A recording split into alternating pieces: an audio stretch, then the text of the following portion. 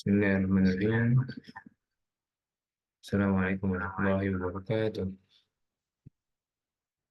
Alhamdulillah nahmaduhu wa nasta'inuhu wa na'udzu min shururi anfusina min sayyiati a'malina may yahdihillahu fala mudilla lahu wa may yudlil fala hadiya lahu asyhadu an la ilaha illallah wahdahu la syarika lahu wa asyhadu anna Muhammadan abduhu wa rasuluh alladzi la nabiyya ba'dahu.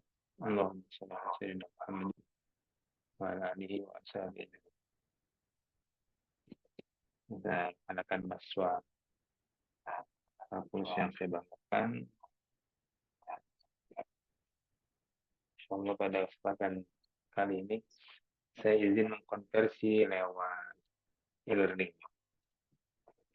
Nah, besok ada giat di Sukabumi. Nah, materi kita terkait dengan fungsi trigonometri.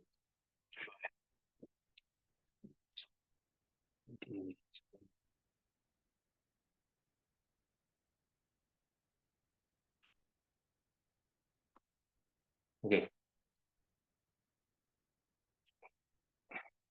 kita masuk.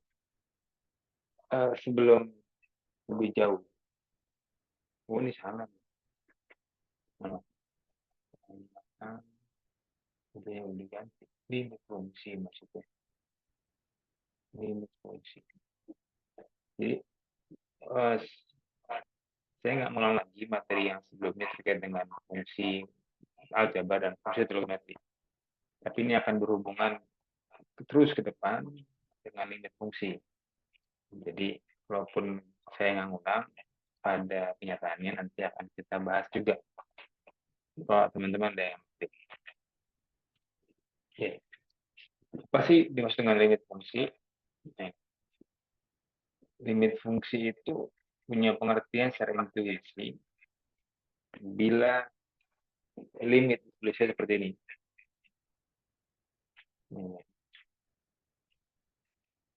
Ini.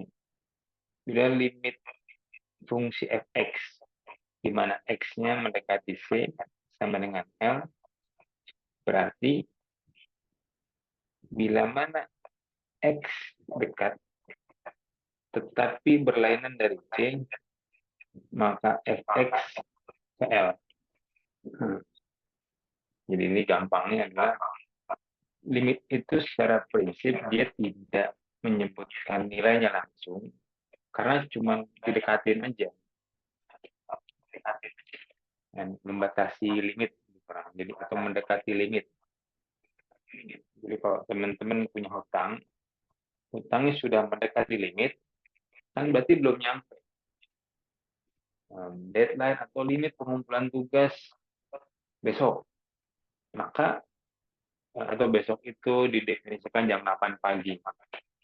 Maka teman-teman ngumpulin jam 7 besok itu masih belum melewati limit.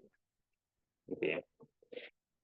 Nah, ini satu definisi yang harus teman-teman juga pahami. Walaupun nanti dalam pengujiannya kita memasukkan nilai C-nya itu ke fx. Nah, contohnya di sini kan. Limit x menuju 3, fx-nya adalah 4x min 5. Maka caranya masukin aja x-nya dengan 3. Jadi 4 kali 3 dikurang 5. Hasilnya 7. Semoga nggak ada yang nanya dapat dari mana 7. Ya, karena 4 kali 3 12 dikurang 5 dapat 7. Dan dapat ditulis akhirnya limit x menuju 3 fx sama dengan 7. Artinya nilai 7 itu bukan nilai sesungguhnya, tapi nilai yang dekat dengan hasil limit fx. Gitu ya. Jadi sesungguhnya 7 itu bukan jawabannya, tapi dekat dengan 7. Gitu. Jadi kalau misalnya tadi itu teman-teman yang ngumpulin jawaban di besok hari jam 7, itu sebenarnya mendekati limit di jam 8. Gitu ya. Jadi anggap aja ini mah ngumpulinnya udah di limitnya di jam 8, padahal jam 7. Ya, tapi karena dekat dengan jam 8 disebut, ya udah jam 8. Ya, sampai sini semoga teman-teman paham. Oke, kita pindah ke slide berikutnya. Ini contoh yang kedua. Jadi nggak mungkin saya ngasih contoh yang sama, karena mau tidak mau kita perlu bertemu dengan banyak banget soal. Ini yang kedua. Fungsinya ini. X kuadrat min X min 6 per X min 3.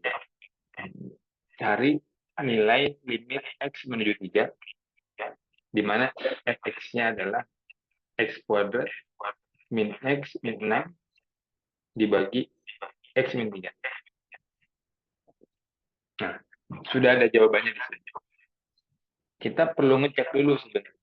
Berapa sih nilai limit X menuju 3 pada fungsi fx-nya.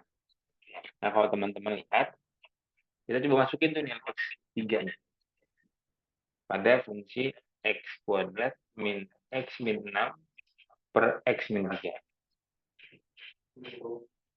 Nah, maka kalau dimasukin, karena X-nya menuju 3, nah kita masukin tuh 3 kuadrat dikurang 3 kurang 6 dibagi 3 kurang 3. Cukup jelas ya. Cukup memasukkan nilai X-nya kepada fungsi. Nilai X-nya kepada fungsi.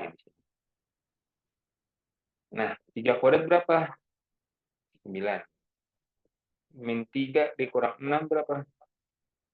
Min 9. Ya, min 3 kurang 6 itu min 9. Min 3, min 6. Punya utang 3, diutangin lagi 6. Jadi utangnya 9. Oke, jadi 9 dikurang 9. Bawahnya 3 kurang 3 berapa? Ya 0. Jadi kalau kita kerjakan semuanya jadinya 0 per 0. Nah, bentuk ini adalah bentuk yang tidak bisa kita kerjakan secara langsung. Maka kita perlu menyederhanakan dengan menggunakan fungsi aljabar. Jadi materi awal kita di kalkulus itu ngomongin fungsi. Nah, itu ke bawah terus, Pak. Di fungsi aljabar, kemudian fungsi trigonometri, sekarang limit fungsi. Gimana caranya? Kita lakukan operasi aljabar pada fungsi ini dengan kita pecah menjadi 2 bentuk, yaitu X min 3 kali X plus 2. Hasilnya akan kesini lagi, X kuadrat min X min 6. Nah, clue-nya, faktornya itu adalah angka di bawahnya. Ini. Jadi kalau kita mau ngerjain soal pemfaktoran dari fungsi kuadrat, ini namanya fungsi kuadrat. Ini fungsi kuadrat. Maka salah satu faktor dari fungsi kuadrat itu adalah nilai di bawahnya. Nah, itu tipsnya. Jadi kalau kita mau mencari berapa sih faktor dari X kuadrat min X min 6, lihat aja bawahnya nih. Oh, ternyata bawahnya X min 3. Maka kakak tinggal mencari faktor yang satu lagi. Jadi kan misalnya X kuadrat min X min 6. Sama dengan, karena pengerjaan biasanya begini, difaktorisasi.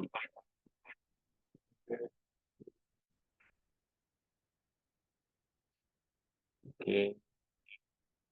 Nah, depannya X. Itu pasti itu template. Belakangnya ini. Yang ini nih. Angka ini sama ini adalah 6. Ini kali-kali hasilnya. Yang ini sama ini kali-kali hasilnya X kuadrat. Nah, jadi kita sudah dapat tuh satu clue bahwa faktornya adalah satunya nilainya ini dia, min 3. Jadi X min 3.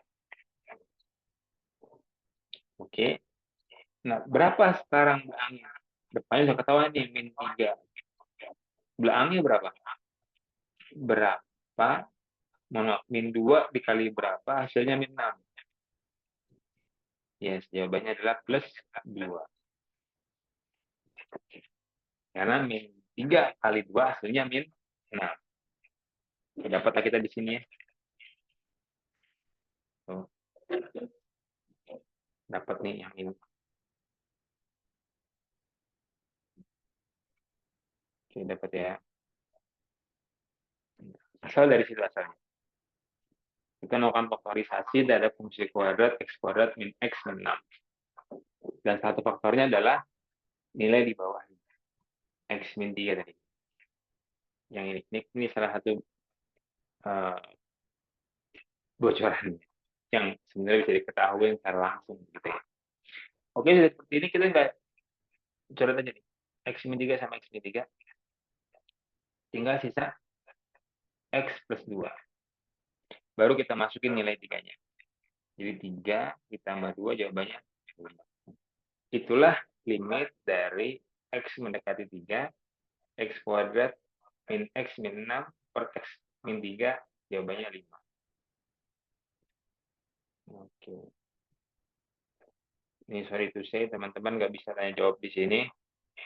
Nanti kita akan perdalam kalau kita ketemu. Anggap paham. Kita pindah ke slide berikutnya. Seperti biasa, sudah dikasih contoh, kita kerjain latihan. Nah, dalam 2 kolom latihan ini ada 2 model. Yang pertama yang sebelah kiri. Ini kalau teman-teman langsung masukin nilainya. X menuju 3 ke fungsinya. Insya Allah saya langsung dapat. Enggak 0/0. Tapi kalau yang ini, ya, ketika teman-teman masukin, itu hasilnya akan 0/0. Nah, ketika hasilnya 0/0, teman-teman harus melakukan penyederhanaan pada fungsi tersebut, sehingga kemudian bisa dapatkan yang seperti sebelumnya, yang ini. Ya, disederhanain dulu, yang kayak gini nih, nanti baru dapat fungsi yang ini. Meskipun sama dengan soal yang tadi. Nah, ini ada 2 soal ya. Ini tipe A, ini tipe B. Kalau tipe A, jawabannya langsung. Yang ini jawabannya harus disederhanain. Ini kalau teman-teman cari jawabannya pasti 0/0. Nah, karena 0/0 disederhanain. Nih, cari faktornya. Clue-nya apa clue-nya? Salah satu faktornya adalah nilai ini. Oke. Lah yang ini bagaimana nih Pak nih? Kan X-nya menuju 0. Ya, berarti kalau X-nya menuju 0, saya bocoran di akhirnya. Satu faktornya adalah limit X menuju 3 min 16X per X kuadrat plus 4X. Dia bilang soalnya bahwa X-nya itu menuju 0. Artinya faktornya cuma X doang. X min 0 kurang gitu ya. Kan sama aja, X min 0 kan X juga. Jadinya X itu X kuadrat min 16 per X plus 4. Ya, sampai sini semoga teman-teman paham. Lanjutin sendiri. Oke. Terus harus mandiri ya, biar tumbuh menjadi anak-anak muda yang berdikari. Oke. Pindah. Tadi penjelasan tentang definisi limit dan beberapa soal yang berhubungan dengan definisi limit. Kemudian ada teorema limit utama. Ini sebenarnya juga bagian dari operasi aljabar pada limit. Kalau diketahui n bilangan bulat positif, hanya konstanta, f dan g-nya fungsi yang mempunyai limit di C, maka limit X menuju C dari satu kotak konstanta itu hasilnya adalah konstanta. Limit menuju C dari suatu bilangan C, maka hasilnya adalah C. Mana aku salah, harusnya X kan.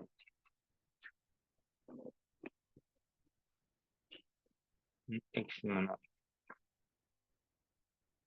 Nah, oke. Kemudian limit X menuju C, Kfx. Maka itu sama juga dengan K limit X menuju C dari fungsi F. Ini kan sama ya, karena dia K-nya konstanta, baik di depan maupun di belakang, itu hasilnya sama. Pun sama, ketika ketemu dengan limit fx tambah gx, itu sama dengan limit fx tambah limit gx. Dan limit fx kurang gx bisa dengan limit fx kurang limit gx. Dan terakhir, ya ini sama kalau pembagian, limit fx bagi gx itu sama juga dengan limit fx bagi limit gx, asalkan gx-nya nggak 0. Kenapa? Kalau dia gx-nya 0, itu nggak bisa dioperasiin langsung. Harus disederhanakan lagi. Nah, ini pun sama. Limit fx pangkat n is mean dalam kurung limit fn, limit fx pangkat n. Awalnya yang pangkat itu fungsinya, kalau yang kedua ini adalah limit. Ya, kelihatan bedanya. Kalau yang ini dipangkatin adalah fx-nya, kalau yang ini dipangkatin adalah limit. Lanjut, teorema terakhir. Ini adalah akar pangkat dari fx-nya. Ini akar pangkat dari limit fx-nya. Syaratnya, limitnya lebih dari 0. Karena limit 0 itu nggak ada. Karena akar 0 nggak ada. Apalagi akar minus, jadinya imajiner. Oke, itu saja teorinya mah. Limit ya, aljabar. Tinggal teman-teman nanti ketemu dengan berbagai macam soal. Nah, buat homework-nya, silakan dikerjakan soal-soal yang tadi. Mohon maaf. Nih, ya. 1 sampai 4, baik tipe A maupun tipe B. Kita akan kerjakan. Kita akan bahas di pertemuan pekan depan. Subhanallah, mari sama-sama kita akhiri ucapan hamdalah. Alhamdulillah min istighfar. Subhanallah majelis. Subhanallah wa bihamdika. Asyhadu an la ilaha illa anta, nastaghfiruka wa atubu ilaik. Assalamualaikum warahmatullahi wabarakatuh.